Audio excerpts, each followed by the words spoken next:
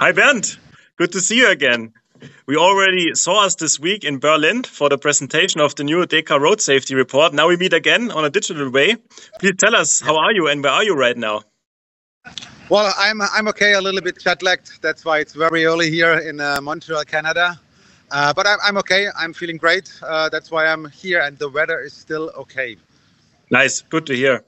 Like we always do, let's start with a quick review of the last race. You mentioned that Monaco is the race in the F1 calendar due to the history of the race. At the beginning, in the opening lap, we saw a heavy crash, which led to a red flag and a restart of the race. How did you experience the race in Monaco? Well, in general, it was a typical Monaco race without not a lot of overtaking maneuvers. The accident, yeah, it was, I would say, a big one. But luckily, Sergio was in health condition out of the car. The structure of the car worked perfectly from all safety aspects, and that was very important. But yeah, it's Monaco, and I have to say I'm feeling quite happy for Charles Leclerc that he won his home Grand Prix. It's always something very special. Yeah, definitely. You mentioned it, now you're on site in Montreal, very traditional race circuit or race in general. What is so special for you about the Canadian race? Well, for sure, to be in Canada, it's always already for one big point. I think that's a dream of many people. And Montreal, the circuit of Gilles Villeneuve, it's a big name in the motor world, in the racing world.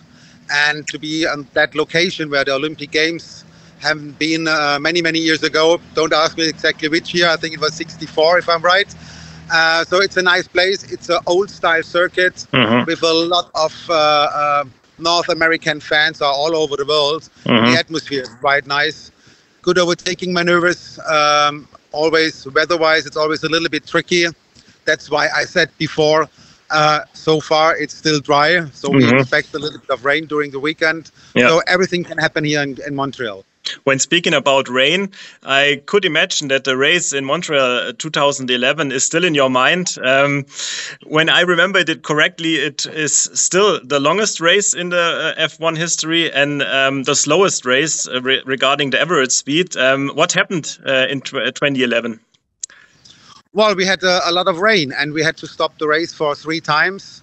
We have done 34 laps behind the safety car. That's the reason why the average speed was so slow, because it was for everyone very tricky. And I think we're running over 4 hours on racing time officially. And that's why we changed the regulations to have a maximum time on the grid, let's say from 3 hours. And but I don't expect this happen this weekend. But this race is definitely in my mind for all the time, because it was some outstanding thing. Yeah.